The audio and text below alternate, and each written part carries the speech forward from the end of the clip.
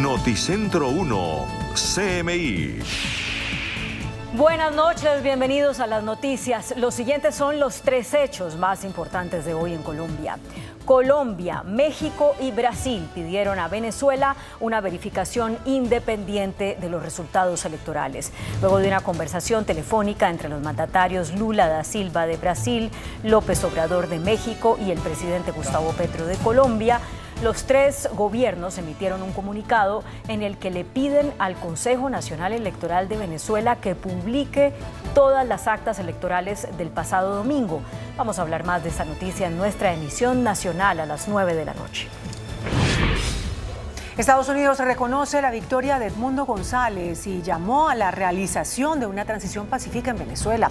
A través de un comunicado, el secretario de Estado, Antony Blinken, aseguró que dada la abrumadora evidencia, está claro para Estados Unidos y para el pueblo venezolano que Edmundo González obtuvo el mayor número de votos. Ampliación de esta noticia en nuestra emisión nacional a las 9 de la noche. El gremio que representa a las empresas de servicios públicos alertó sobre el inminente encarecimiento del gas debido a que la demanda ya supera la oferta. El presidente de Andesco, Camilo Sánchez, advirtió que difícilmente se podrá traer gas de Venezuela porque el gasoducto se encuentra deteriorado y en cuidados intensivos. Hablaremos más de esta noticia en nuestra emisión nacional a las 9 de la noche. Las siguientes son las noticias más importantes del mundo hoy. María Corina Machado se oculta y denuncia en una carta que teme por su vida. Maduro asegura que está dispuesto a retomar negociaciones con Estados Unidos y denuncia que atacantes en Venezuela fueron entrenados en Colombia. Brasil asume protección de la embajada argentina en Caracas, donde se refugian 6 opositores de Maduro. Maduro y Elon Musk se retan a una pelea. Si gano él dimite, dice el millonario. Los venezolanos hicimos nuestra parte y ahora le toca a la comunidad internacional decidir si tolerará un gobierno ilegítimo. Con estas palabras termina la líder opositora María Corina Machado una carta que escribió en un lugar en el que dice estar escondida, pues teme por su vida y por su libertad. La líder opositora venezolana María Corina Machado y su compañero Edmundo González Urrutia están escondidos. Esto tras las advertencias del gobierno de Nicolás Maduro de una posible orden de captura, por lo que la exdiputada antichavista hizo su propia reflexión sobre los sucesos ocurridos en el país en una carta publicada en The Wall Street Journal, en la que ratificó la victoria de Edmundo González y que con temor por su vida prometió que seguirá luchando hasta conseguir la libertad de su pueblo. Escribo esto desde la clandestinidad, temiendo por mi vida, mi libertad y la de mis compatriotas de la dictadura que lidera Nicolás Maduro. Además, Machado, mediante un video desde su clandestinidad, aseguró que Nicolás Maduro perdió las elecciones, por lo que llamó a una gran movilización el próximo sábado 3 de agosto. Ganamos todos, ganó Venezuela. Y ahora vamos a cobrar. Por esto hay que mantenernos firmes, organizados y movilizados. Con el orgullo de haber logrado un triunfo histórico el 28 de julio y la conciencia que para cobrar también vamos hasta el final. Esto sucede luego de que la Sala Electoral del Tribunal Supremo de Justicia de Venezuela convocara a los 10 candidatos a las presidenciales del pasado domingo a comparecer ante la instancia el próximo viernes 2 de agosto. Esto como parte de una investigación solicitada por el presidente venezolano Nicolás Maduro. Y Nicolás Maduro acusó hoy a Colombia de entrenar a las personas que se manifestaron en contra de su gobierno. Y a su vez dijo que construirá 2 cárceles de máxima seguridad para recluirlos y para que paguen por sus delitos. Maduro, quien desde que estallaron las protestas en Venezuela en contra de su reelección como presidente, ha acusado a todos sus críticos de querer tumbar su gobierno. Esta vez acusó a Colombia de haber entrenado a los manifestantes. Los guarimberos, estos criminales, tenemos más de 1.200 capturados y estamos buscando a 1.000 más. Y los vamos a agarrar. Los vamos a agarrar toditos, porque ellos los entrenaron en Estados Unidos, en Texas, en Colombia, en Perú y en Chile. Ya están saliendo los videos por ahí donde los entrenaron. Y el entrenamiento era la forma de hacer el ataque, se le da una orden, usted ataca ese módulo policial. Quemaron más de 300 módulos policiales en el país.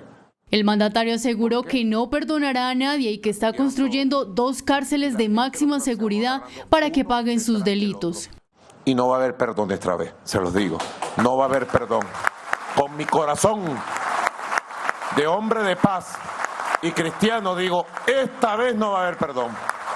Estoy preparando 2 cárceles que debo tener listas las 2 cárceles en 15 días. Aunque el mandatario busca continuar liderando el país al no querer mostrar las actas electorales que demuestren su victoria, aseguró que no tiene ambición de poder. No tengo ambiciones de dinero, ni de poder político, ni de nada. Sin embargo, aseguró que tiene el poder y que ganarán. Que el equipo gana y tenemos el poder, la Constitución y la ley y todo va a salir bien. Minutos después de finalizar la rueda de prensa, Maduro, por medio de su cuenta X, aseguró que siempre ha dialogado y que si el gobierno de los Estados Unidos está dispuesto a respetar la soberanía y dejar de amenazar a Venezuela, está dispuesto a retomar el diálogo, pero con base en punto único, el cumplimiento de Qatar. Pues Brasil comunicó que asumió la custodia de la Embajada Argentina en Venezuela luego de que el gobierno de Nicolás Maduro expulsara a los diplomáticos argentinos por acusar al chavismo de fraude electoral. Brasil asumió la representación diplomática de Argentina en Caracas y con ello la protección de 6 opositores venezolanos que están refugiados en el consulado hace 4 meses. Tanto el presidente argentino Javier Milei como la líder opositora venezolana María Corina Machado han agradecido públicamente al brasileño Luis Ignacio Lula da Silva este gesto de enorme calado político en medio de la crisis abierta en Venezuela tras las elecciones presidenciales del pasado domingo. Agradezco enormemente la disposición de Brasil a hacerse cargo de la custodia de la Embajada de Argentina en Venezuela. También agradecemos la representación momentánea de los intereses de la República Argentina y sus ciudadanos allí. Agradecemos al gobierno de Brasil su disposición a asumir la representación diplomática y consular de la República de Argentina en Venezuela y la protección de su sede y residencia, así como la integridad física de nuestros compañeros asilados en dicha residencia. Las autoridades venezolanas expulsaron a todos los diplomáticos de Argentina y a otros 6 países latinoamericanos por expresar sospechas de fraude electoral al declarar a Nicolás Maduro vencedor sin mostrar las actas de votación. 4 días después de los comicios, los mandos electorales todavía no han presentado estas actas que verificarían la proclamada reelección de Maduro, pese a la exigencia de Estados Unidos, Brasil, Colombia, México y otros países. Elon Musk aceptó la pelea con el presidente de Venezuela, Nicolás Maduro, afirmando que si él ganaba, Maduro debía renunciar como dictador de Venezuela. El magnate Elon Musk, que durante esta semana ha protagonizado una trifulca en redes sociales con Nicolás Maduro, aceptó el reto de este último y dijo estar dispuesto a pelear con el presidente de Venezuela. Voy por ti, Maduro. Te llevaré a Guantánamo en un burro. Fue Maduro quien el pasado martes calificó a Musk de archienemigo. Le dijo en un acto público que lo iba a quemar. ¿Quieres pelea? Vamos a darle, Musk. Estoy listo. Musk, por su parte, no olvidó aludir a otra famosa pelea de artes marciales mixtas dentro de una jaula que él mismo fomentó hace unos meses contra el fundador de Facebook, Mark Zuckerberg. La vicepresidenta y virtual nominada demócrata dijo que los comentarios del expresidente Donald Trump son parte de su discurso de siempre, que es divisionista e irrespetuoso. Esto luego de que Trump señalara a Harris que decidió presentarse como negra para lograr ventaja en las elecciones. Durante un acto de campaña en Houston, Texas, la vicepresidenta Kamala Harris afirmó que los cuestionamientos del republicano Donald Trump sobre su identidad racial son el mismo espectáculo viejo del exmandatario. This afternoon, Donald Trump spoke at the annual meeting of the National Association of Black Journalists. And it was the same old show. The divisiveness and the disrespect.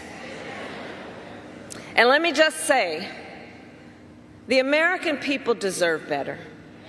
The American people deserve better. The American people deserve a leader who tells the truth.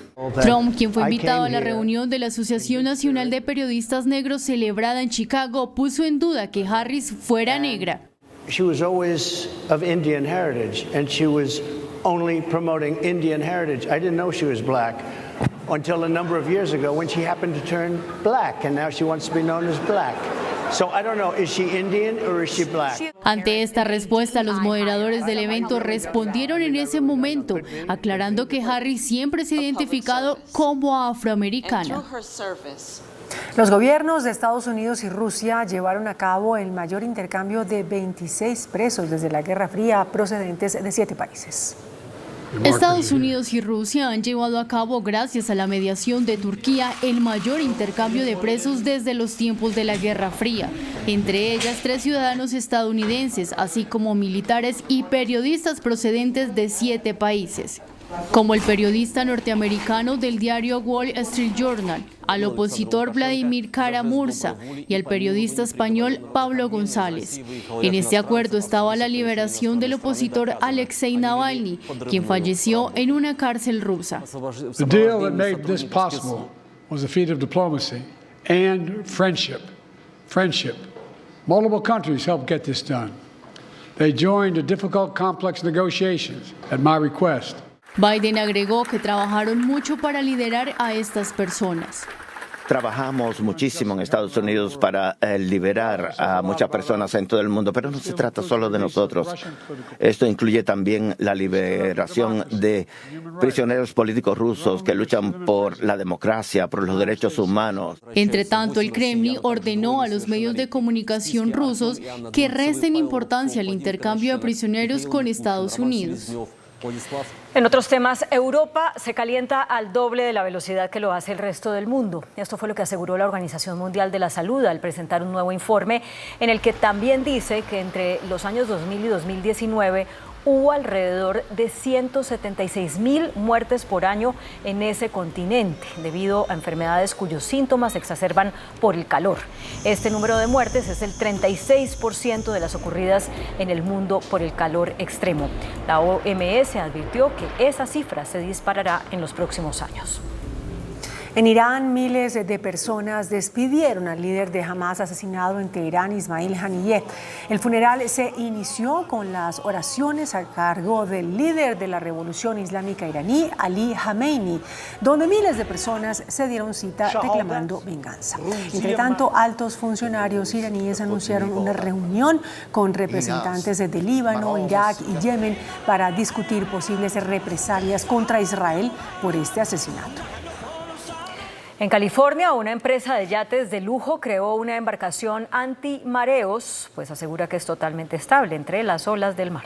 Una compañía de yates de lujo creó una embarcación con el objetivo de minimizar los mareos entre sus ocupantes. Su desarrollo se basa en emplear un sistema de suspensión único, uno que consigue contrarrestar los movimientos mareantes del barco y que hagan la travesía mucho más placentera y estable, por lo que la suspensión se ajusta automática e instantáneamente gracias a los datos enviados por un sistema electroneumático automatizado por un ordenador. La compañía asegura que su sistema reacciona con mucha más inmediatez que las tecnologías pasivas y que además no requiere mucha energía ni tiempos de calentamiento.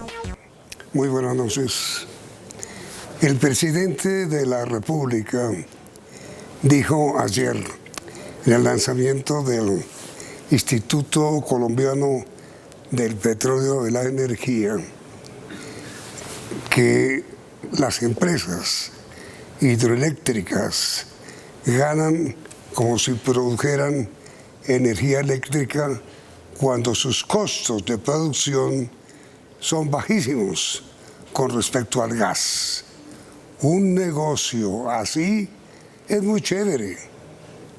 Pablo Escobar palidecería de la rentabilidad de este negocio, dijo el presidente.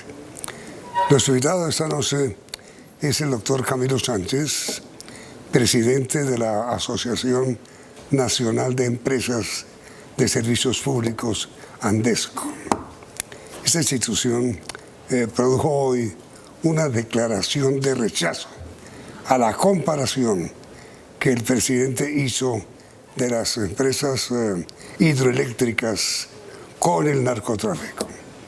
Además, en ese comunicado, los productores de energía dicen que la comparación hecha por el presidente podría provocar modificaciones en los precios por el movimiento en los mercados y conduciría a un incremento significativo en los precios de los combustibles, ¿no es cierto? El doctor Sánchez está con nosotros. ¿Por qué el doctor Sánchez podría producir un efecto sobre los precios? Bueno, muchas gracias, Janet, por invitarnos esta noche. Primero, queremos decirle que fue desafortunado el discurso del presidente el día de ayer. Primero, comparar un sector serio, transparente, que genera empleo y riqueza a este país y decir que somos comparables con un narcotraficante que tanto daño le hizo a este país y a tantas familias es verdaderamente desastroso.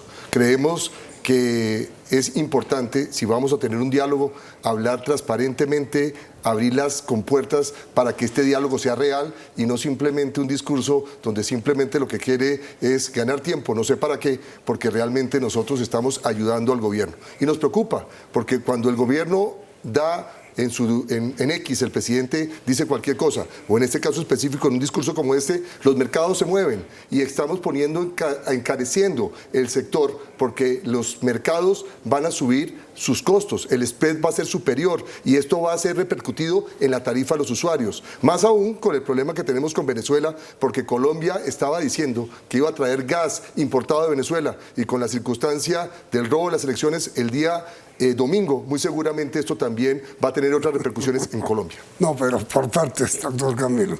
Primero, la comparación que el presidente, infortunadamente, sin duda, hizo sobre ustedes y Pablo Escobar. La comparación es realmente, pues por lo menos diría yo, preocupante.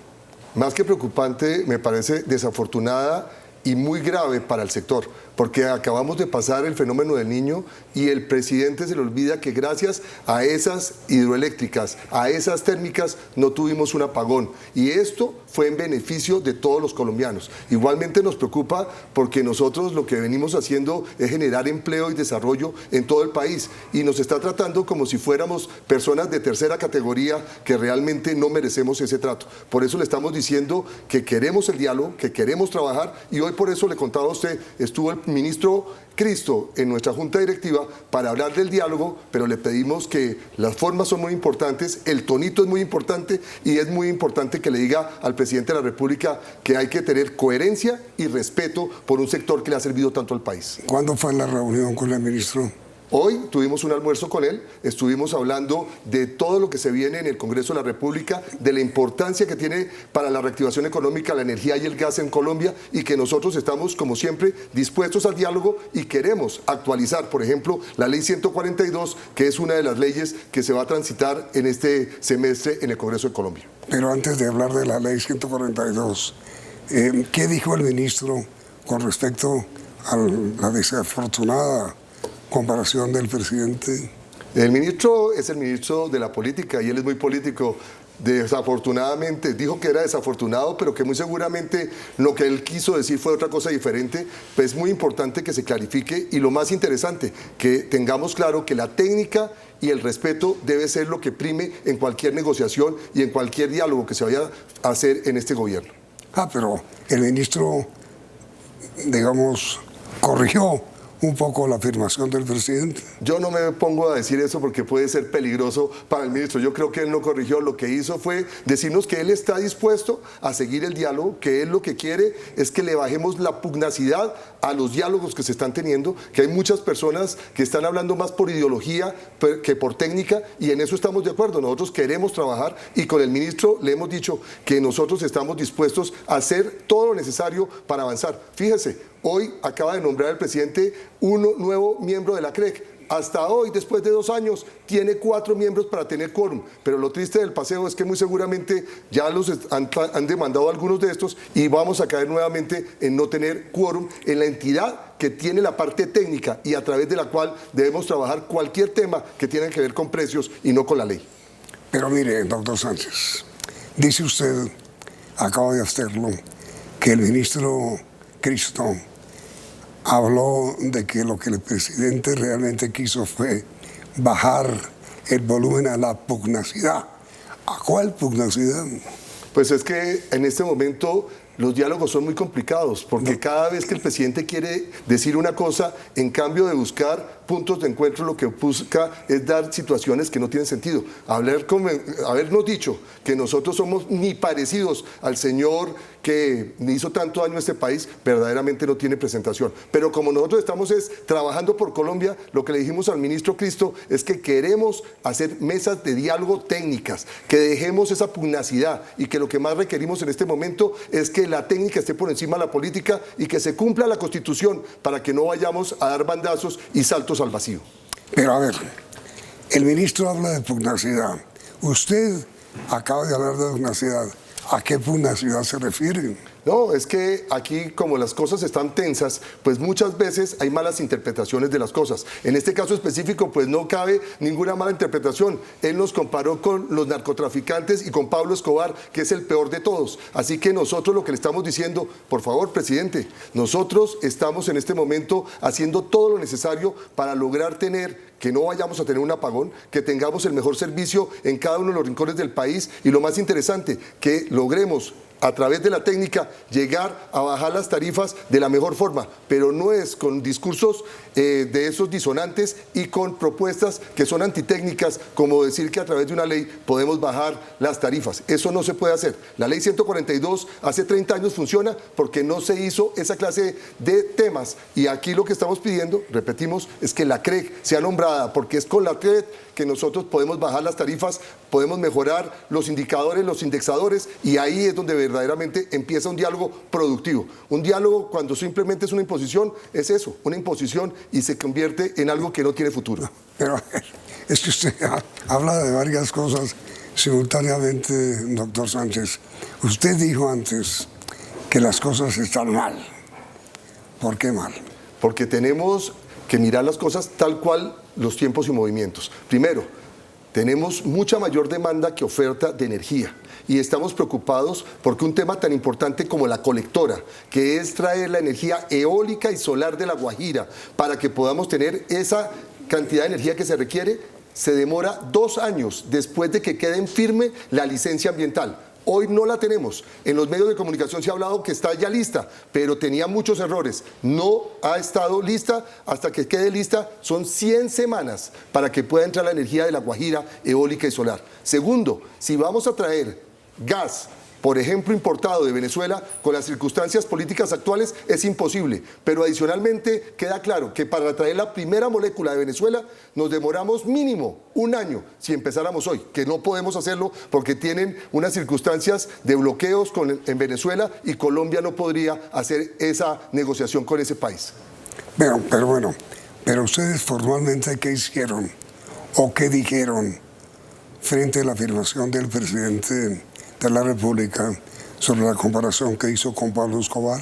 Le dijimos que tenemos que ser coherentes. ¿Cómo le dijimos? Le mandamos un comunicado, le dijimos al ministro Cristo, que es el vocero del gobierno y de la política, que tengamos claro que hay que ser coherentes y que hay que ser además técnicos y lo más importante, respetuosos. Si queremos realmente hacer una conversación que tenga futuro, ese es el mecanismo. Si no, todo lo demás son cortinas de humo para pasar y adormecer al pueblo colombiano. Nosotros queremos ayudar, pero no es con discursos disonantes o con afirmaciones como estas, cuando, le repito, gracias a nuestro sector se genera empleo y desarrollo. Nosotros somos formales y adicionalmente hemos generado riqueza en el territorio colombiano. Pero a ver, ¿qué pudo haber sido lo que condujo al presidente a hacer una afirmación tan poco creíble?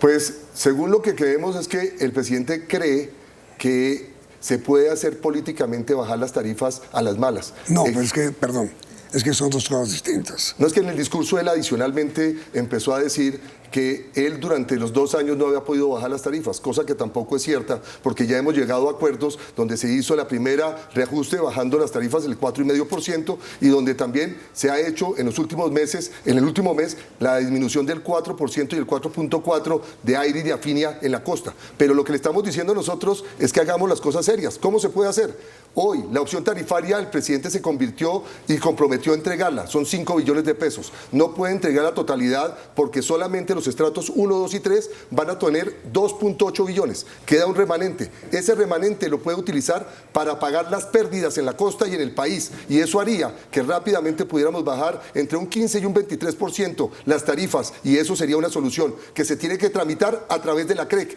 pero que no vayamos a cometer el error ni meterlo en una reforma tributaria ni meterlo en la ley 142. No, pero yo le aclaro mi pregunta. Es que una cosa es que el presidente los compare con Pablo Escobar, como lo dijo, y otra cosa es la ley 142 que trata sobre tarifas. Sí, pero es que él cree que nosotros dice que ganamos demasiado, también erróneamente, porque es que la ley dice cuánto se puede ganar a la inversión que hace el sector. Por consiguiente, por eso decía que si Pablo Escobar conociera las rentabilidades, como si las rentabilidades las pusiéramos nosotros. Eso lo pone la parte técnica de la CREC. Y hoy él tiene mayoría absoluta en la CREC. Por consiguiente, lo que le estamos diciendo, tramitemos a través de la técnica lo que se tenga que hablar, de indexadores, de procesos, para ayudar a los colombianos. Los empresarios colombianos no peleamos con los usuarios. Los empresarios colombianos tenemos la mejor relación con los mismos. Y lo que más queremos es que no crezcan los servicios por encima de la inflación. Pero si queremos un diálogo, el diálogo tiene que ser respetuoso. Nosotros no estamos hablando mal del gobierno porque se robó alguna plata, algún funcionario, no estamos diciendo que todos son unos corruptos y que hay que acabar con el gobierno. Creo que ese es el respeto que tenemos que tener mutuo.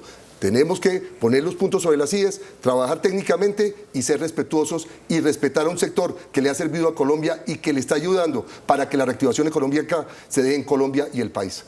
Ahora miren, doctor Sánchez, al margen de la infortunada comparación que el presidente hizo entre ustedes y Pablo Escobar, parecería que lo que el presidente quiso decir es que las ganancias de ustedes son excesivas, en el sentido de que regiones como la costa atlántica, que ciudades como Bogotá y ciudades intermedias y medianas y pequeñas no soportan más aumentos en los costos de la tarifa.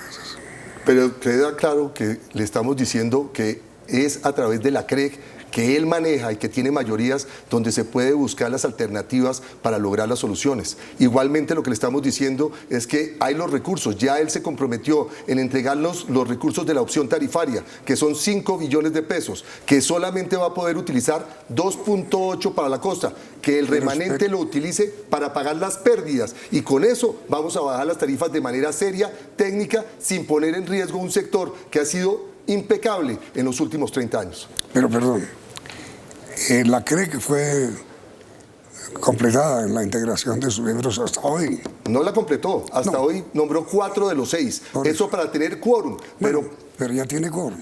Pero tiene quórum, pero no ha hecho la tarea. Tenemos represados más de 250 procesos y más que todo en gas. Colombia a final de este año no va a tener gas. Colombia, cuando tenga que tener importado el gas, ya lo dijo el gerente, más bien el presidente de Ecopetrol, va a subir las tarifas. Y lo que más queremos nosotros es que no suban las tarifas. Y los empresarios lo que más queremos es que no suban por encima de la inflación, porque el 80% de los colombianos ganan entre un salario y 2 salarios mínimos. Y sería muy peligroso para que no tengan cómo pagar esos servicios. Pero miren, doctor Sánchez, al margen de la, repito, infortunada comparación que hizo el presidente de la República con Pablo Escobar, al margen de eso, el presidente sí tiene toda la razón al quejarse de las tarifas de la energía eléctrica.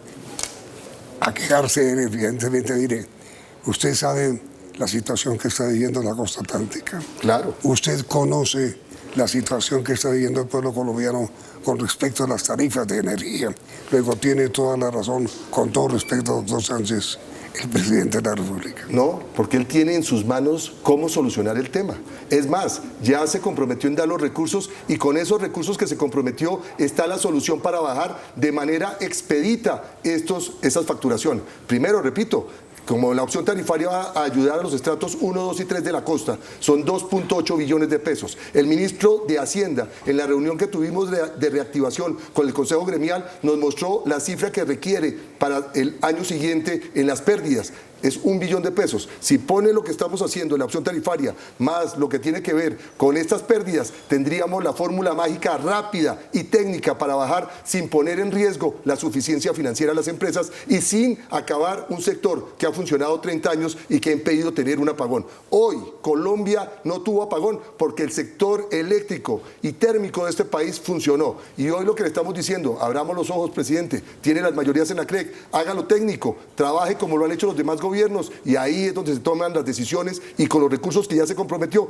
tiene cómo bajar las tarifas en la costa. Entonces, ¿es posible bajar la tarifa? Claro, y más cuando ya tiene el compromiso el presidente de darnos los recursos de la opción tarifaria, que es también una ley de un artículo para poder entregar esos recursos a las comercializadoras, 2.8 billones, y adicionalmente dejar el remanente de los 5 billones de pesos para pagar las pérdidas. Y mientras tanto, la CREC va a poder hacer todo lo necesario para buscar el mejor indexador, para poder hacer soluciones de mediano y largo plazo en el tema de gas y lo más importante, para no estigmatizar al sector que más le ha servido en la generación de empleo y crecimiento económico a este país.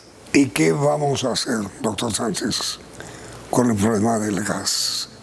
Viviendo Venezuela la situación que está viviendo. ¿Cómo vamos a hacer para el problema del gas de Venezuela? Bueno, primero nos hemos venido reuniendo con el presidente de Ecopetrol, una persona que además nos oye y es técnico y conoce el mercado.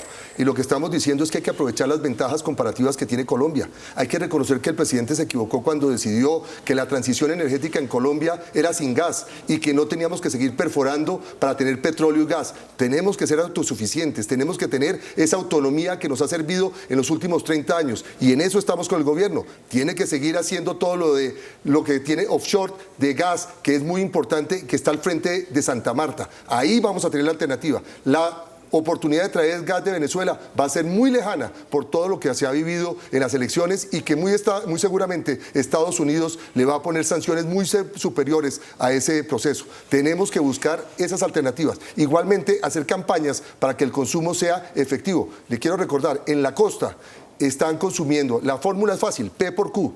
Y el precio no es que sea muy distante, está alrededor del 15% del resto del país, pero el Q se está doblando o triplicando por el calor. Es que en la costa hay unos calores muy fuertes y la gente tiene que prender el abanico y el aire acondicionado y ahí es donde se está disparando la tarifa. Tenemos que hacer esa consolidación y construir hacia el futuro viviendas en color blanco, sin techos de zinc y muchas otras alternativas que se tienen que hacer hacia el futuro. Lo que nosotros estamos es trabajando para que no tengamos el faltante. Ya lo dijo Ecopetrol, el año entrante vamos a tener 12% de faltante y eso sería gravísimo porque 12% significa incrementos en el valor del gas e incrementos en las tarifas si volvemos a generar, como lo hicimos para salvar a Colombia con las térmicas. Porque hablando de la solución eólica y hablando de la solución solar, eso está prácticamente descartado. Esas son energías que son muy importantes para nosotros, pero tienen una demora de 100 semanas para que entren a funcionar.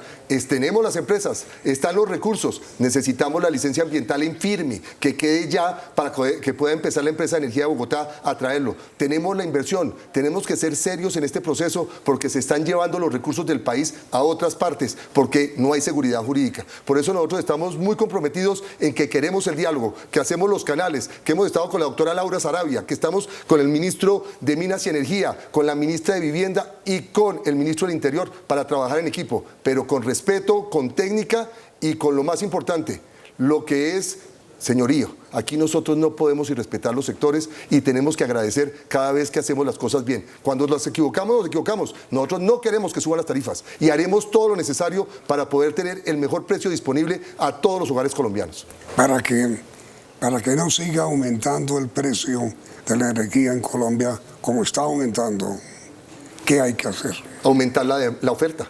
Y como lo estamos diciendo, entremos todos los proyectos que existen represados y demorados. Ya la ANLA ayudó para esta licencia ambiental, pero tiene que quedar en firme, porque si no, no puede empezar la empresa de energía de Bogotá con el doctor Ortega, que está haciendo y que lo tiene claro, son 100 semanas. Pero ¿eso qué significa? Que se entregará al final del gobierno del presidente Petro. ¿Y qué es lo peligroso? Que vamos a tener el descalce en gas el año entrante y muy seguramente en el 25, como está creciendo la demanda, muy seguramente va a ser muy peligroso porque se incrementarán los precios si no tenemos oferta. Es decir, el negocio de ustedes no es bueno. No, es que el negocio nuestro no es cobrarle caro a la gente. Lo peor que podemos, y que la gente entienda, primero, nosotros los empresarios no ponemos el valor de la tarifa, eso lo hace la CREC. Por eso es tan importante que el presidente nombre a los 6 funcionarios de la CREC, para que esas personas técnicas con periodo fijo y que tengan la tranquilidad de tomar las decisiones que corresponden, ya no bajo la orden de nadie, solamente el beneficio social y económico del país. Y que el gobierno nacional también recapacite, necesitamos buscar gas y petróleo, tenemos que tener las mayores reservas si queremos ser autosuficientes y no depender de nadie y tener el gas barato y la energía barata generada por nosotros mismos. Aquí estamos nosotros para ayudar. El problema es que el presidente de la República, desde su posesión, dijo que ni gas, ni carbón, ni petróleo. Pues si fuéramos así de serios, pues no exportaríamos carbón. Si de verdad no queremos contaminar el mundo, el carbón se tendría que quedar enterrado en Colombia y se está yendo del país. Seguimos teniendo algo que no entendemos, ventajas comparativas. Yo vengo de Rotterdam, del Congreso Mundial de Energía, y la transición energética se hace con gas. Si hacemos la transición en Colombia sin gas, es mucho más costosa. ¿Y qué va a pasar? Son tarifas más altas para los más pobres de este país. Ahí la gente que se equivoca. Yo le quiero decir al presidente, los únicos que no se devuelven son los ríos y nosotros de la misma manera tenemos que ayudar en todo lo necesario. Tenemos los técnicos y queremos ayudar. Ayudémonos, oigámonos y lo más importante, lleguemos desde la diferencia a acuerdos si queremos verdaderamente este país. Si lo que queremos es hacer discursos, pues son fáciles. Volvamos a hablar del tren, del Pacífico al Atlántico eléctrico, para que algunos incautos caigan en esas tentaciones y crean que esas son las salidas. Nosotros tenemos que hablar con la técnica, con la responsabilidad y el compromiso de los empresarios que en estos últimos 30 años no nos hemos ido, nos estamos quedando y queremos que Colombia salga adelante. Pero miren, doctor Sánchez, la exploración que se ha hecho de gas en el Caribe, en el Atlántico, ha sido muy positiva. ¿Por qué no se explota el gas del Caribe? Exactamente, ahí le estamos diciendo, en Santa Marta, al frente de Santa Marta. Por eso le estamos diciendo a Ecopetrol y al presidente, tenemos una ventaja gigantesca. Las reservas que se esperan obtener de ese gas offshore es impresionante. Con eso nos volvemos nuevamente autosuficientes, podemos hasta exportar y lo más interesante, ayudar. Le voy a contar otra cosa que nos tiene preocupados. Hoy, en Bogotá, en el centro del país, no podemos entregarle energía a muchos sectores porque no tenemos la capacidad de transmisión para poderlo traer al centro del país. Por eso tenemos que ser lógicos, ayudémonos y trabajemos técnicamente. La política le está haciendo mucho daño a un sector que necesita técnicos por encima de cualquier cosa. Pero a ver, hombre, una cosa es offshore, más allá del puerto, y otra cosa es la perforación. ¿Qué es lo que no está funcionando? Lo que no le han dado algunas licencias que son muy importantes para esos procesos y que además lo hagamos de manera como es, ventaja comparativa. Colombia encontró yacimientos, hay la oportunidad, donde Ecopetrol es uno de los socios mayoritarios de esos procesos. Aprovechemos y hagámoslo bien. Aquí no voy a hablar de fracking, pero si tuviéramos que hacerlo, sería una alternativa muy importante para poder hablar de tener gas barato de lo que tenemos y disponible rápidamente para los colombianos. El fracking ya está prohibido. Pues, pero lo que sí le digo es que, repito, aquí nosotros los únicos que no se devuelven son los ríos. Y yo le repito, el presidente de la República hace 2 años dijo que no quería unas cosas, a otras las ha cambiado. Hoy le repito, lo que necesitamos nosotros es tener coherencia. Tenemos las oportunidades, las ventajas comparativas, no las desaprovechemos. Colombia no contamina. Tenemos nuestras empresas haciendo todo un seguimiento para ser carbono neutrales. ¿Por qué vamos a castigarnos como si fuéramos los grandes contaminadores? Tenemos la ventaja de conseguir reservas, tenemos la ventaja de conseguir petróleo y gas y necesitamos ese petróleo y gas para tener servicios públicos de energía y gas baratos para los más pobres de este país. Ustedes le pidieron audiencia al presidente. Vamos y lo hemos pedido, hemos estado con la doctora Laura Sarabia, hicimos un evento de reactivación económica, le hablamos que no nos equivocáramos en este momento. Le voy a dar otra cifra. ANIF nos contó lo siguiente: ¿sabe usted cuántos países en el mundo después de la pandemia hicieron una reforma tributaria? La mayoría.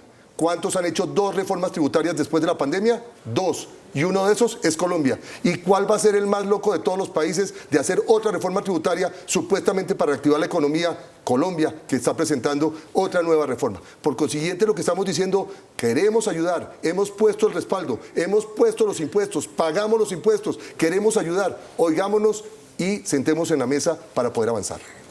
Doctor Camilo Sánchez, presidente de Andesco, muchas gracias por haber aceptado esta invitación. Ha sido usted muy amable. Muchas gracias, Yamil, por esta invitación.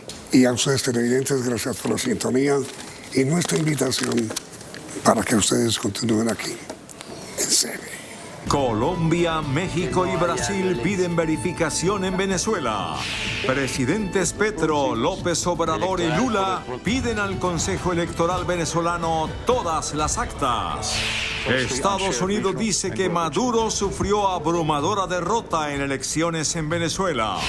Washington pide transición pacífica. María Corina se oculta y dice que teme por su vida. Expresidente Gaviria lamenta cambio de posición de Colombia en la OEA frente a Venezuela. Nuestro país se abstuvo de votar resolución que pedía recuento de votos en Venezuela.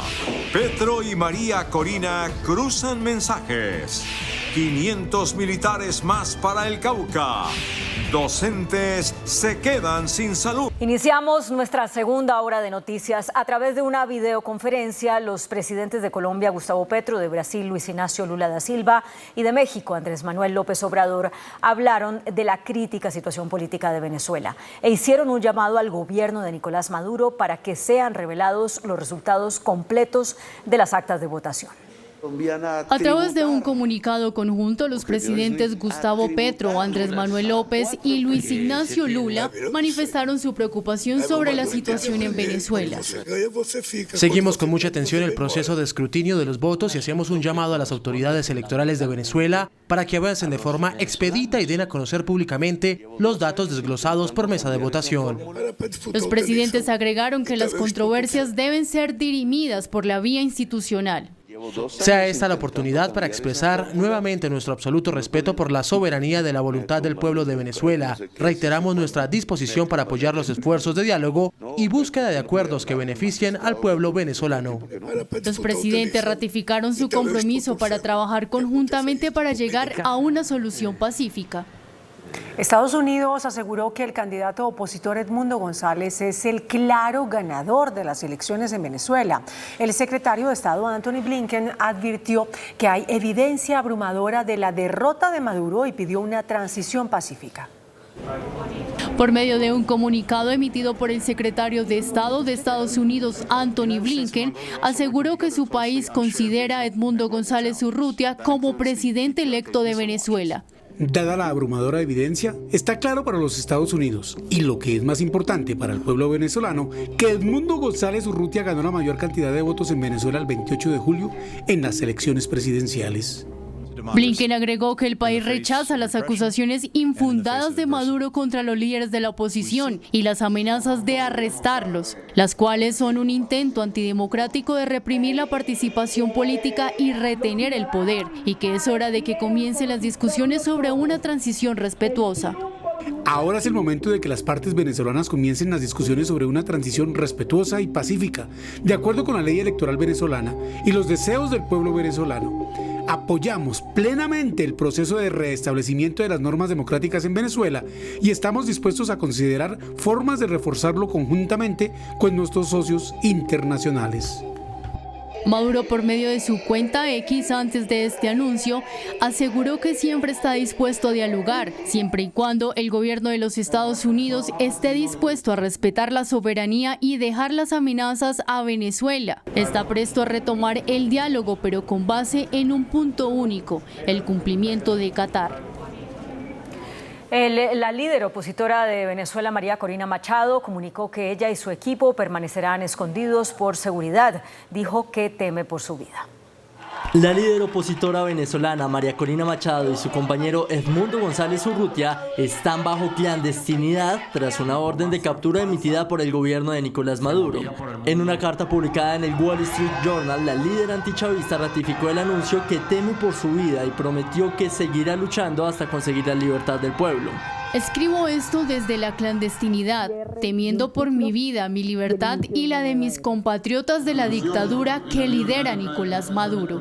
Machado también hizo una invitación a una gran movilización con el fin de, según ella, defender la democracia. Y ahora vamos a cobrar. Por esto hay que mantenernos firmes, organizados y movilizados.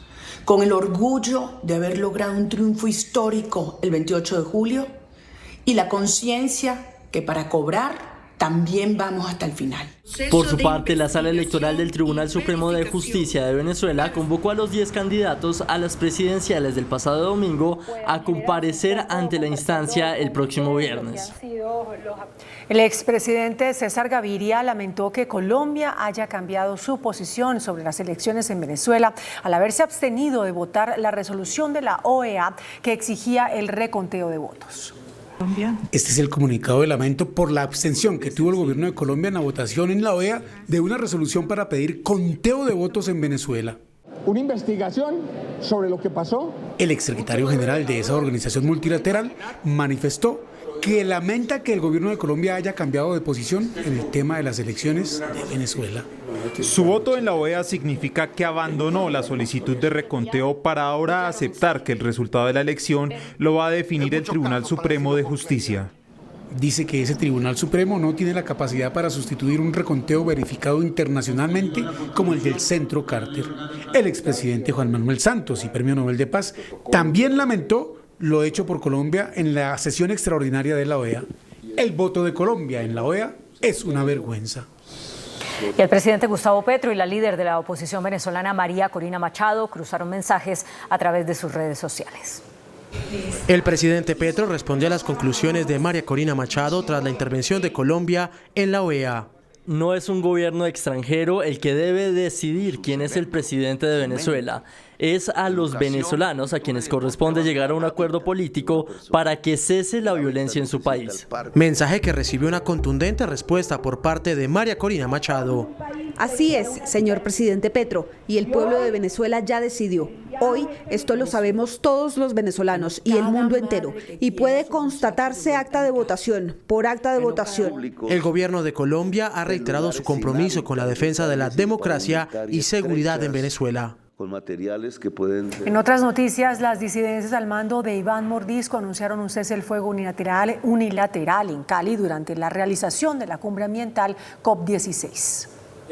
Disidentes al mando de alias Iván Mordisco anunciaron cese al fuego desde octubre hasta noviembre por la COP16. Anunció suspensión de operaciones militares ofensivas contra la fuerza pública entre el 11 de octubre y 6 de noviembre en Cali. En nombre del Gobierno Nacional, la ministra de Ambiente Susana Muhammad afirmó que ya hay establecido un plan de seguridad para la COP16 que se llevará a cabo en la ciudad de Cali. Dicho plan ya habría sido aprobado por Naciones Unidas. Hoy podemos decir que hay un plan y un trabajo muy intenso entre gobierno departamental, local y gobierno nacional con las Naciones Unidas y que hoy podemos garantizar la seguridad de la COP16, pero seguimos permanentemente y todos los días monitoreando la situación. Y esperamos que ellos pues puedan dar esa posibilidad o tengan esa posibilidad de que se apaguen esos fusiles y le den por lo menos una tranquilidad a toda esa gente del Pacífico que ha sido tan sufrida y tan olvidada por este conflicto. Llegarían invitados de al menos 30 países de todo el mundo a Colombia. Y en entrevista con CMI, el gerente de seguridad para la COP16, general William Castaño, reveló detalles del operativo de seguridad que se está preparando para el evento que se llevará a cabo en octubre en Cali. Policía de diferentes países del mundo llegarán a Colombia a apoyar a la policía colombiana en la seguridad de la COP16.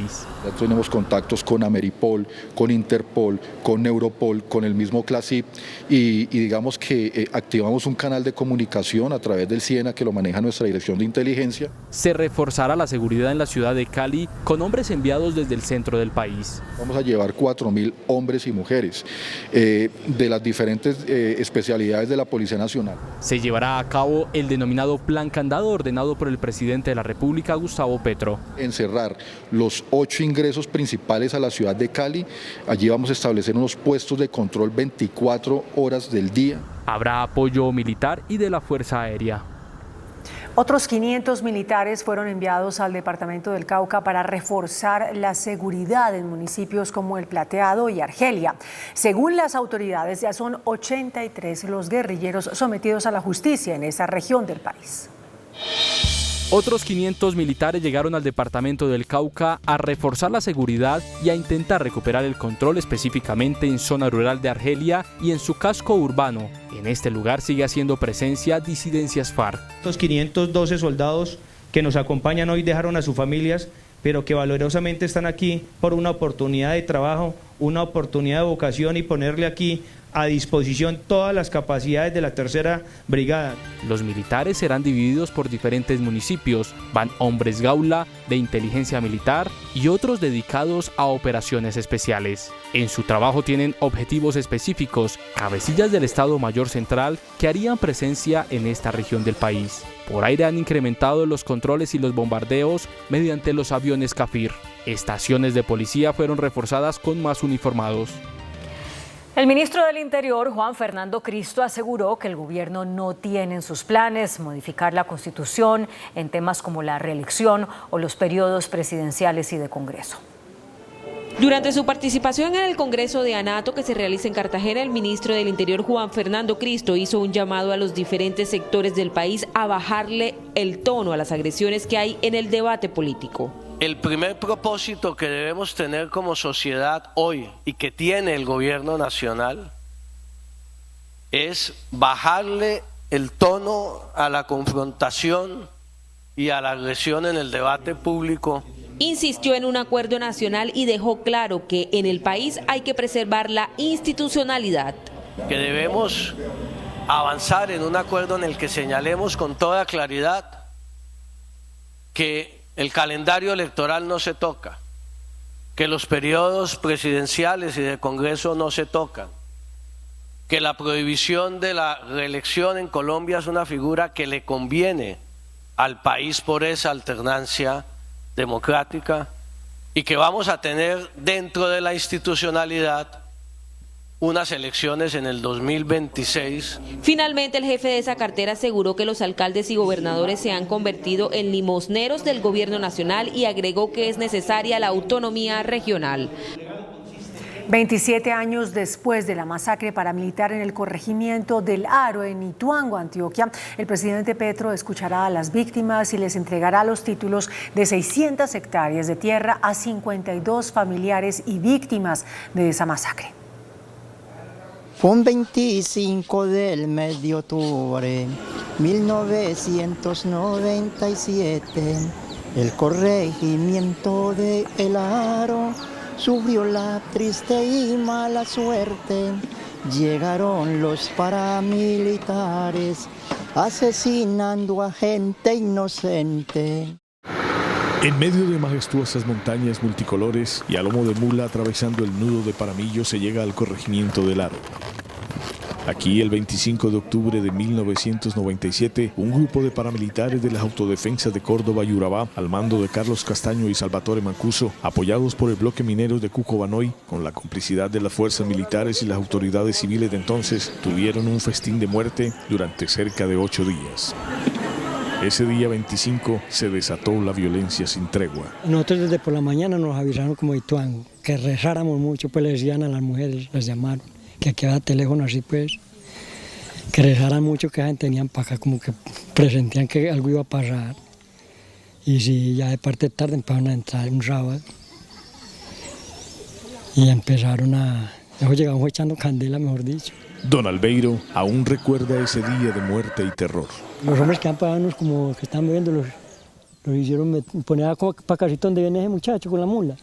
Ahí como los echaron boca abajo y ahí les dispararon a los que necesitaban, o yo no sé por qué hicieron eso, y harían que levantaban los que estaban vivos. Los paras mataron a 15 campesinos, a quienes acusaban de ser colaboradores de la guerrilla, entre ellos la prima hermana de José, Elvia Rosa. La dejaron perdida, nosotros la encontramos como por allá al año más o menos, más del año ya le encontramos los meros restos. Todo quedó en cenizas, el pueblo fue incinerado.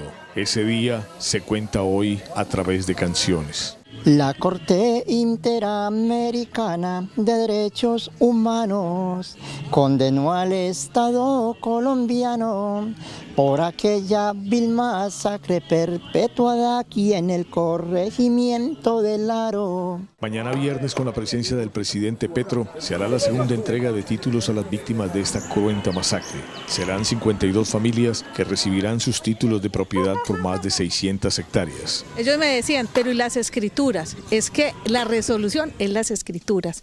O sea, cumplen la misma función. Se los entregamos registrados, ellos no tienen que pagar un peso por el registro.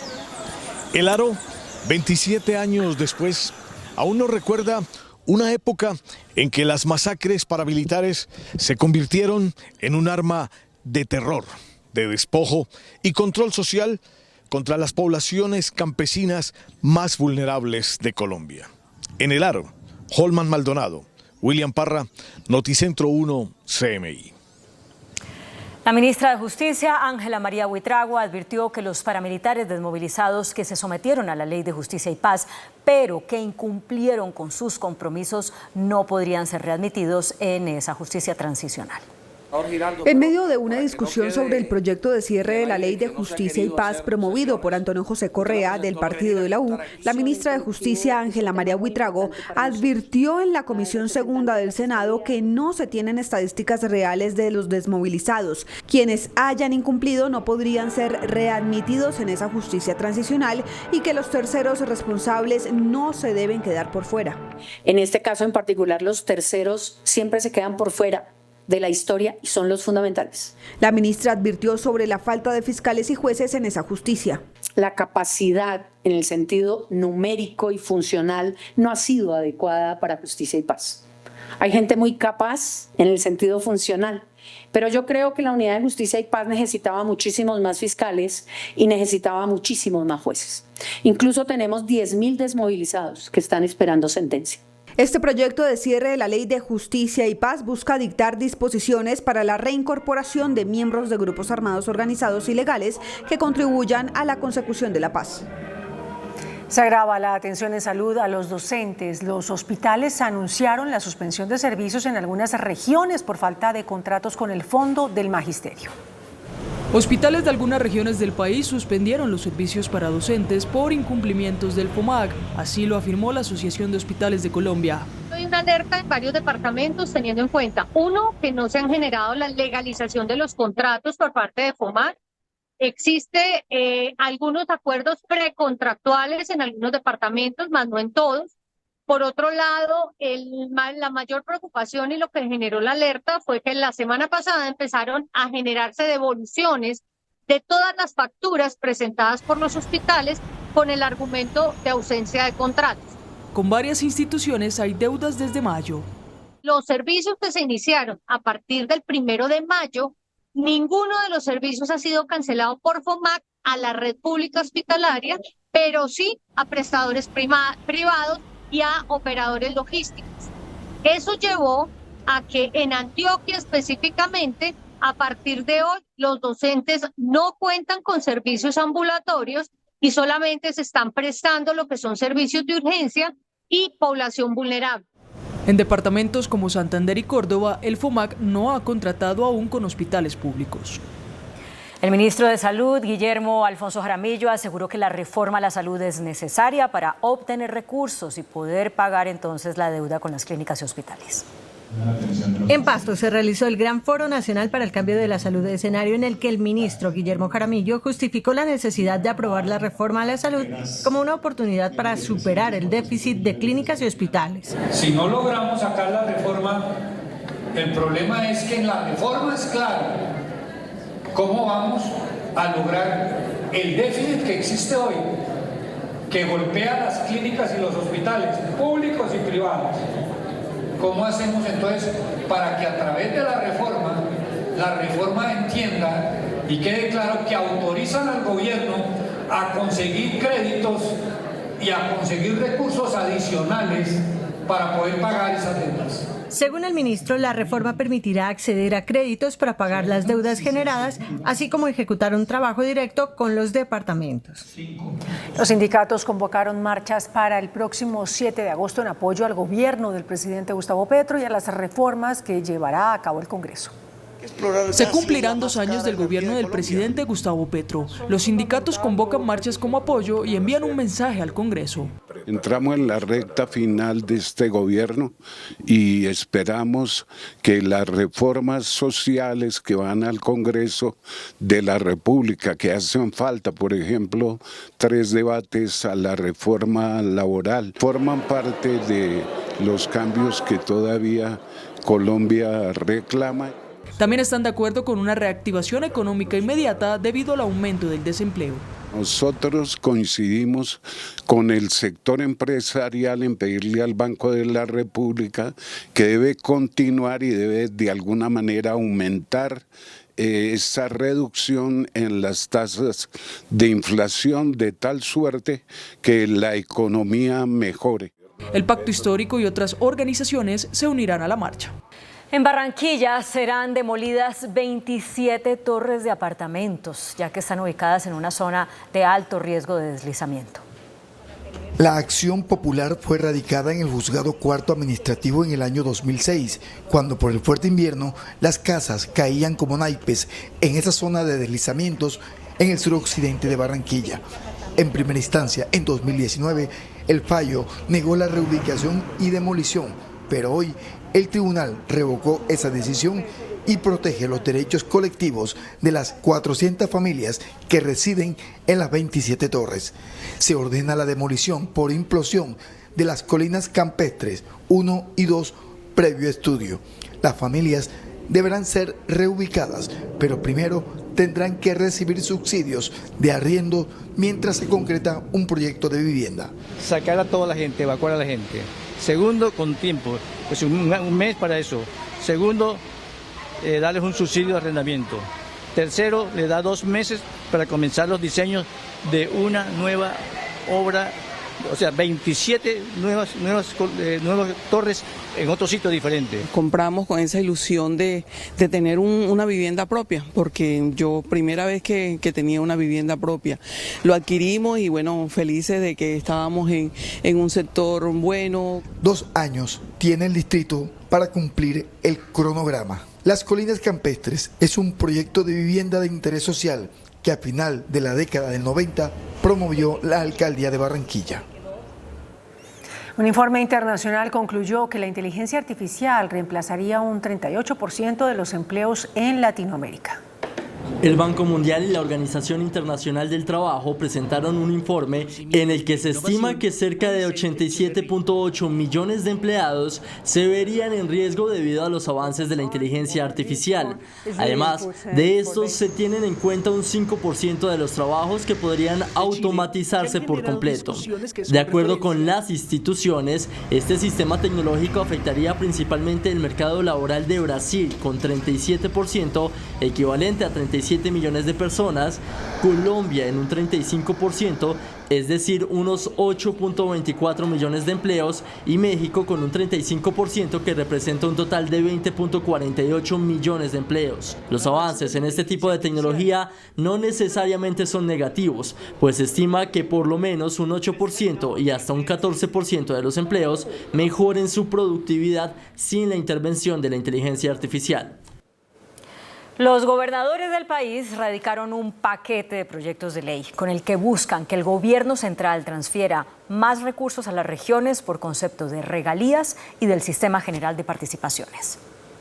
Lo que buscan los 32 gobernadores del país, apoyados por gran parte de congresistas de todas las regiones, es mayor descentralización y que el gobierno les transfiera los recursos que les corresponden a las regiones y que han sido recortados mediante reformas a la Constitución de 1991. Hay 2 proyectos de relevancia. La modificación al Sistema General de Regalías y esa modificación para que las entidades territoriales, tanto departamentos como municipios, puedan tener un manejo directo sobre los recursos, para que se eliminen los OCAR regionales que existen hoy y que nos llevan a nosotros a tener que estar solicitando un aval sectorial del ministerio correspondiente. La gobernadora del Tolima explica en qué consiste también una iniciativa para modificar el sistema general de participaciones. Creo que esta es una deuda que tiene el Estado colombiano con las entidades territoriales. En esta reforma lo que estamos proponiendo es que el porcentaje de participación crezca para las entidades territoriales y que crezca a partir del año 2026. Vamos a empezar con un 33.05% y vamos a llegar al año 2035 con un 46.5%. Dicen los gobernadores que buscan que el Ejecutivo en el gobierno Petro transfiera los recursos que tiene en Bogotá y que no llegan a las regiones cuando las comunidades reclaman obras e inversión. Un llamado a la Unidad Nacional de Gestión del Riesgo para que se adelanten las obras de mitigación en el boquete que tiene inundada gran parte de La Mojana, a la altura del sector de Caregato, hizo la gobernadora de Sucre, Lucy García. El desesperado llamado de la gobernadora de Sucre se da por la cantidad, los miles de damnificados que han dejado las inundaciones en La Mojana. Ya hace falta un boquete pequeño, aproximadamente de unos 40 metros. Hemos pedido el cierre de Caregato. Desde la Unidad de Gestión del Riesgo, el nuevo director de Unidad de Gestión del Riesgo, el doctor Carrillo, y los contratistas no se han puesto de acuerdo. Nosotros, ¿qué mirada le damos? Queremos que por favor desde la Unidad de Gestión del Riesgo asuman la responsabilidad de la importancia de cerrar Caregato, porque es prevenir las inundaciones de miles de familias de La Mojana sucreña, de Córdoba y sobre todo del sur de Bolívar. Dice que serán los organismos judiciales los que determinen la responsabilidad del contratista en el incumplimiento del cierre de Caregato. Preocupado se mostró el gobernador de La Guajira, Jairo Aguilar de Luque, ante lo que considera una inminente llegada de ciudadanos venezolanos a su departamento. Dice que La Guajira no tiene recursos para garantizarles salud y educación. Uno de los gobernadores más preocupados por la crisis que vive Venezuela es el de La Guajira. En su departamento de 1.200.000 habitantes viven 300.000 migrantes venezolanos, con el impacto para el presupuesto de ese ente territorial. No es lo mismo recibir 300.000 migrantes en 1.200.000 que recibir 300.000 migrantes en 9 millones de habitantes, en el caso de Bogotá, más o menos. Entonces es más complejo para nosotros, como tener un nuevo municipio de los más grandes. El gobernador hace un llamado al gobierno para que controle el orden público en la frontera, porque allí hacen presencia todos los grupos armados ilegales. Del lado venezolano, tropas del ELN, de este disidencias de las FARC y nuevos paramilitares. El viceministro de Trabajo, Edwin Palma, renunció a su cargo. A través de una carta enviada al presidente Gustavo Petro, el viceministro Palma señaló que estará en el cargo hasta el próximo 31 de agosto. Palma actualmente es miembro de la Junta Directiva de Ecopetrol. Un grupo de congresistas del Partido Verde y sectores independientes radicaron un proyecto de reforma a la salud que busca modificar el papel de la EPS y retirar a los intermediarios del sistema. El Partido Verde y otros sectores independientes presentaron una reforma a la salud que se suma a la radicada por Cambio Radical y la que se avecina por parte del gobierno. Es decir, que serían 3 reformas a la salud que se debatirán esta legislatura. La representante Julia Miranda, una de las voceras del proyecto, explica que la reforma busca que las EPS continúen, pero con modificaciones. El papel de las hoy EPS que se transformarían en gestoras de salud es muy importante. No habrá intermediación financiera, es decir, ellas no manejan la plata porque va a haber giro directo de la ADRES al prestador del servicio de salud. Se definirá quiénes son los responsables en cada pilar del sistema. Esa EPS, hoy gestora de salud con el proyecto de ley, tiene la responsabilidad del paciente desde que entra al CAP en toda la línea de hasta el 4º nivel de complejidad. Tras la presentación de este proyecto, solo faltaría la radicación de la reforma que prepara el Gobierno Nacional para que se defina cómo se dará el debate, dado que las 3 serían discutidas inicialmente en comisiones primeras de Senado y Cámara. El Consejo de Estado resolverá el debate entre el Ministerio de Justicia y el exministro Wilson Ruiz por el decreto del gobierno que despenalizó el porte de la llamada dosis mínima. El Consejo de Estado estudia una demanda que presentó el exministro de Justicia Wilson Ruiz, que pide tumbar el decreto promovido por el gobierno de Gustavo Petro sobre el procedimiento judicial en casos de porte de la dosis mínima. El decreto elimina la facultad de la policía para sancionar con multas a portadores de la dosis mínima y la incautación y destrucción de la droga. En su demanda, el exministro Ruiz dice que la norma privilegia los derechos de unas minorías sobre la comunidad en general y de niños y adolescentes. El Ministerio de Justicia, en cabeza de Ángela María Buitrago, le salió al paso a la demanda, advirtiendo que lo que hace la normativa es darle cumplimiento a una sentencia de la Corte Constitucional que permite la dosis mínima. En el debate, el Ministerio del Interior y la Presidencia también piden negar la demanda.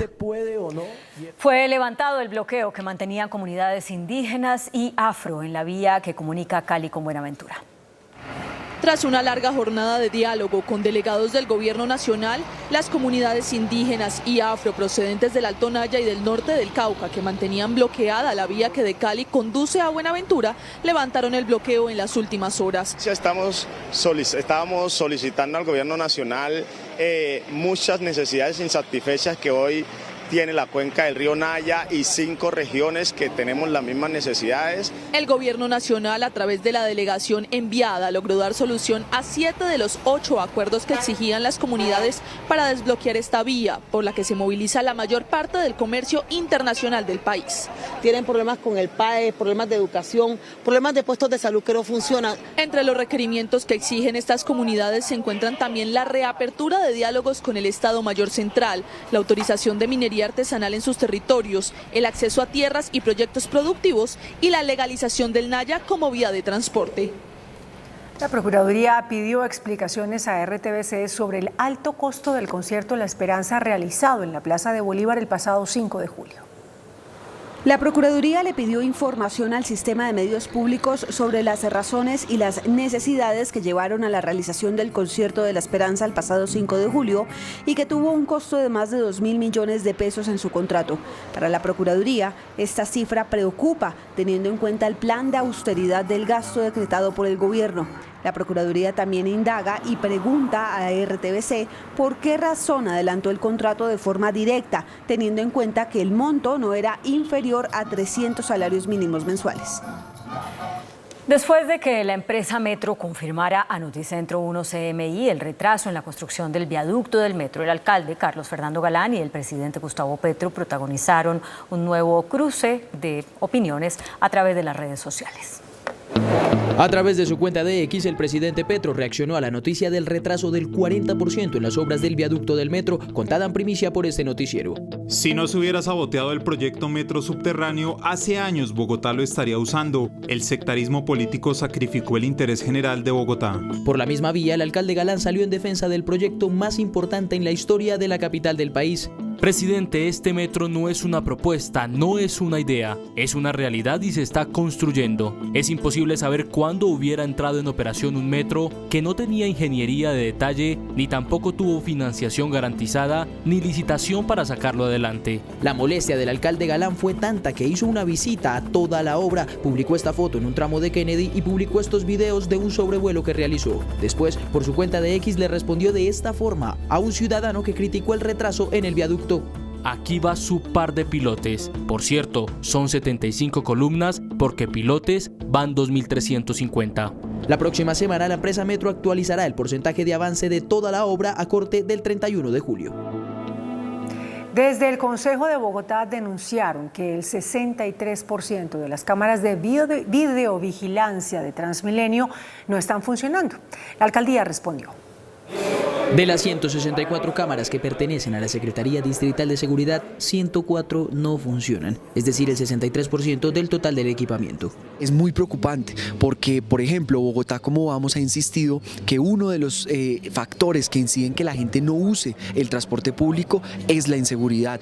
Entonces es inaudito que 6 de cada 10 cámaras que tiene la Secretaría no estén funcionando. Desde la entidad confrontaron las cifras presentadas por el cabildante, asegurando que no corresponden a la realidad. Lo que le puedo decir a la ciudad es que puede estar tranquila. Hoy en día, de las cámaras de la Secretaría de Seguridad que están en el sistema Transmilenio, tan solo 28 de 164 164 están fuera de servicio y esas 28 están fuera de servicio por las siguientes razones.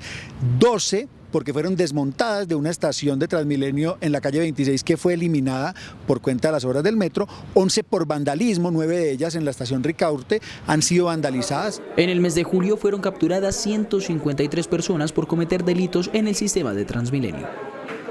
El gobierno colombiano confirmó la visita de los príncipes de Sussex, Harry y Meghan, quienes aceptaron una invitación realizada por la vicepresidenta Francia Márquez. La vicepresidencia de la República confirmó la visita de los integrantes de la familia real británica a Colombia, donde sostendrán una agenda social en varias regiones del país. Durante su estancia, el duque y la duquesa de Sussex me acompañarán en visitas en Bogotá y la región Pacífica y la región Caribe en Cartagena y Cali respectivamente. Visita que es apoyada por la Fundación Archewell, fundada por los duques para combatir la violencia infantil. Su visita ocurre en un momento especialmente significativo, ya que antecede la primera conferencia ministerial mundial para la eliminación de la violencia contra la niñez, que tendrá lugar en Colombia el próximo mes de noviembre. Esta será la primera vez que los duques de Sussex visiten Colombia. El presidente del Centro Regional de Estudios de Energía y exministro de Minas, Tomás González, alertó por una inminente alza en el precio del gas para 2025. Los problemas en el abastecimiento de gas a partir del 2025 obligará a incrementar las importaciones, lo que subirá automáticamente hasta el 28% de las tarifas, afectando el bolsillo de los colombianos.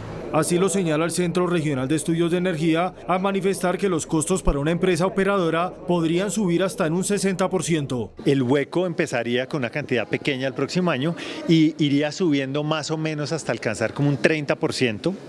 De hueco en unos 3 años por ahí. El dirigente explicó que las importaciones siempre han existido para cubrir la demanda de las plantas térmicas. Sin embargo, ya se tendrá que atender la demanda del sector residencial y el parque automotor. Eso es una realidad que tenemos que enfrentar, de la que tenemos que empezar a hablar y la que tenemos que pensar cómo vamos a manejar. Se insiste en el llamado al gobierno para que implemente acciones sobre el sector. Nos la hemos pasado hablando de muchos temas, haciendo muchos diagnósticos y muchos análisis y no hemos pasado a la acción. Yo creo que es el momento de que, independiente que tengamos que atender la coyuntura con gas importado, porque no hay otra alternativa, vamos a tener que trabajar decididamente para que esas potencialidades que hoy tenemos se logren materializar. El pronunciamiento fue hecho durante el foro de la Asociación Nacional de Instituciones Financieras, ANIF.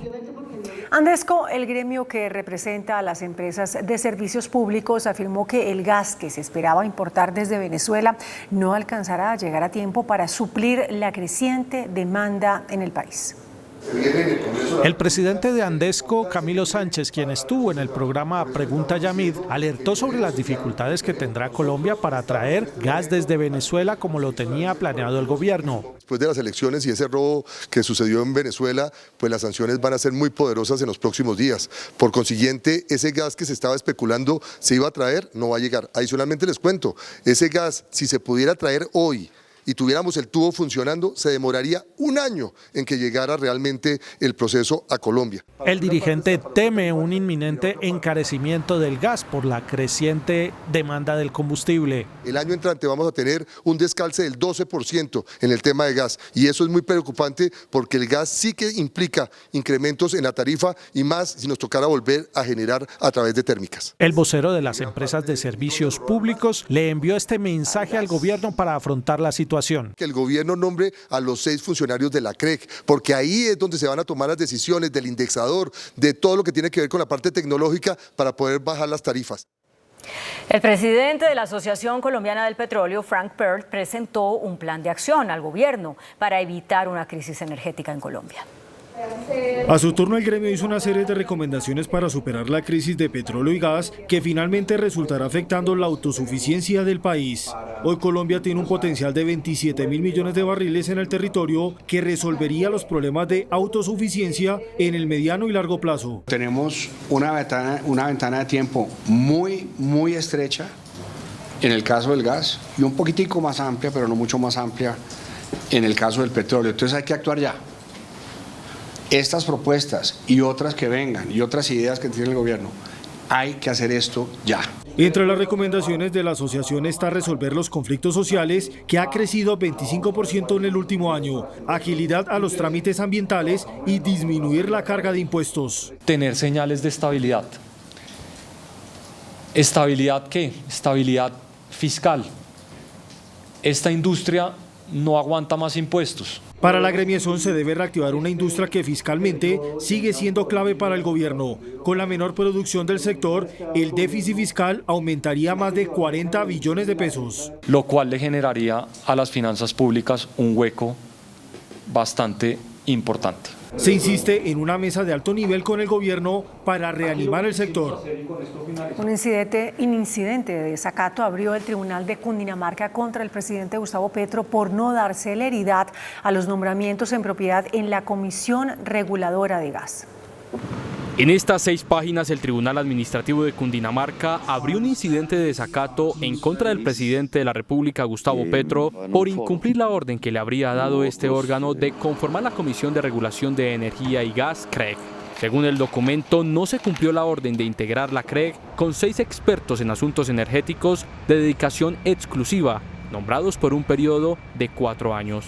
Una sentencia ya había ordenado al presidente de la República que dentro de 30 días siguientes a la notificación de la sentencia se realizaran las acciones y gestiones para integrar la CREG con 6 comisionados.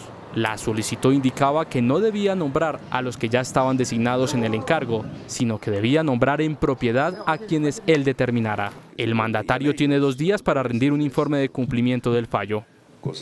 El Consejo Gremial Nacional rechazó las declaraciones del presidente Gustavo Petro sobre las ganancias de las empresas de energía y le pidió de nuevo no estigmatizar al sector privado. Las empresas hidroeléctricas ganan como si produjeran energía eléctrica en base al gas, cuando sus costos de producción son bajísimos respecto al gas. Un negocio así muy chévere. Pablo Escobar palidecería de la rentabilidad de ese negocio. Esta declaración del presidente de la República, Gustavo Petro, generó molestia en el sector privado colombiano. El Consejo Gremial Nacional difundió un comunicado en el que rechaza las afirmaciones dadas por el presidente Gustavo Petro Urrego sobre las electrificadoras del país y cataloga como inaceptable comparación con actividades al margen de la ley. El Consejo Gremial, que integran más de 30 gremios empresariales, invitó al Gobierno Nacional a dar debates tranquilos, con argumentos técnicos y datos reales, sin desprestigiar ni estigmatizar al sector privado, según el texto del comunicado. El gremio que representa a las entidades que otorgan microcréditos denunció que en varias zonas del país los deudores están sometidos a extorsión por parte de grupos al margen de la ley. Esta situación está afectando la cartera del sector. La presidenta de ASO Microfinanzas, María Clara Hoyos, denunció una ola de extorsiones en contra de microempresarios, emprendedores y entidades que otorgan microcrédito. También han boleteado a las entidades microfinancieras y les han pedido, digamos lo que llamamos unas vacunas, y bajo ninguna circunstancia la industria microfinanciera va a pagar y va a quedar amenazada por las extorsiones. La dirigente pidió la urgente intervención del Gobierno Nacional. Los recursos que se le dan es precisamente para que generen más ingresos y para que esa familia vaya creciendo. ¿Qué pasa con la extorsión? Esos recursos que eran para pagar el crédito, resulta que los están destinando para pagar las extorsiones. Según el gremio financiero, los departamentos más afectados con extorsión son 7 y van desde Antioquia hasta Nariño. El presidente de la Asociación Nacional de Instituciones Financieras, José Ignacio López, sostuvo que el hueco presupuestal de 2024 alcanza los 34 billones de pesos. Los últimos cálculos del Centro Económico indican que el faltante presupuestal de 2024 será de 34 billones de pesos, es decir, 14 billones más al recorte que ya hizo el gobierno. Al recaudo le está pasando la factura a varios fenómenos. El primero, la economía está creciendo menos. Segundo, los sectores más importantes en materia de recaudo, hidrocarburos, industria y construcción, vienen de capa caída. Y tercero, pues hubo una calibración de retenciones que hizo que hubo una mayor fiscalidad en 2023 en detrimento de 2024. Para 2025 la situación sería similar, lo que obliga al gobierno a mantener una disciplina en materia del gasto y la necesidad de sacar adelante la reforma tributaria. Sobre este punto sostiene que no es el momento para bajar los impuestos de la renta a las empresas. Desafortunadamente hoy en día el espacio es muy limitado y quizás la mejor receta fiscal en este momento es seguir con recortes de gasto. Se espera una estrategia de reactivación económica. El ministro de Comercio, Luis Carlos Reyes, defendió la decisión de Colombia de ponerle fin a las importaciones preferenciales de automóviles desde Brasil. El jefe de la cartera de Comercio Exterior argumentó que la medida arancelaria sobre las importaciones de vehículos desde Brasil busca proteger la producción nacional y evitar situaciones como la de Colmotores. Además, señaló que no se estaba dando un mercado de doble vía. Se suma el objetivo del gobierno de promover los carros eléctricos. La idea con esto es dinamizar la industria local y además llevarla a ser una industria fuerte en términos de exportación. Si a diferencia de políticas industriales del pasado que buscaban alejar de manera casi indefinida al mercado nacional de la competencia extranjera. El funcionario igual sostuvo que hay un proceso de renegociación. Lo que hemos manifestado es nuestra intención de revisar ese entendimiento para que se enmarque en una política de fomento del sector automotriz. El ministro Reyes participó en el Congreso de ANATO. Este año las ventas de seguros están aumentando menos que en el anterior por la alta inflación. Así lo aseguró hoy la Federación Colombiana de Aseguradoras, Fasecolda. Para el presidente del gremio de las aseguradoras, Gustavo Morales, el principal problema que tiene la economía actualmente es que la inflación sigue estando en niveles altos. En Fasecolda sí estamos muy preocupados con el hecho de que llevamos 2 o 3 meses con la inflación estancada en un mismo nivel que está todavía muy lejos del rango meta del Banco de la República. El índice de precios al consumidor está afectando los costos de los seguros. Reparar un automóvil es más caro si la inflación está más alta. Por lo tanto, el seguro es más caro y por lo tanto, obviamente, eso dificulta la penetración de los seguros. El dirigente reveló que la inflación ha provocado una desaceleración en la venta de seguros. La Cámara Colombiana de la Construcción, Camacol, reportó que el sector de vivienda completó 24 meses con cifras negativas. Sin embargo, en Bogotá y Cundinamarca hay más de 370.000 hogares interesados en comprar vivienda nueva. Durante el foro económico sectorial realizado por Camacol en el Quindío, el gremio de la construcción discutió alternativas de reactivación, especialmente en las ventas de vivienda. Juan Guillermo Urrea, el presidente de la Junta Directiva de Camacol Quindío, dijo que es preocupante que el sector completara 2 años con cifras negativas. Simultáneamente, en Bogotá, la Cámara Colombiana de la Construcción reveló un estudio sobre la demanda de la vivienda, según el cual 375.000 hogares están buscando casa propia y se proyecta que para el año entrante otros 70.000 hogares requieran vivienda. Las principales motivaciones para la compra de vivienda nueva son el aprovechamiento de subsidios y la inversión. El índice de capitalización de la bolsa, que mide el comportamiento de las 25 principales acciones, cerró a la baja. El índice selectivo MSCI Colcap de la Bolsa de Valores de Colombia bajó 0,29% a 1.341 puntos. La acción que más subió fue la del Grupo Éxito, con una valorización del 5,02% a 2.300 pesos. La acción de Nutresa fue la que más bajó, con una pérdida de 2,73% a 53.500 pesos. La acción más negociada de la jornada fue la de Preferencial Bancolombia, al movilizar más de 9.000 millones de pesos, con una variación estable a 33.900 pesos. El dólar cerró a la baja.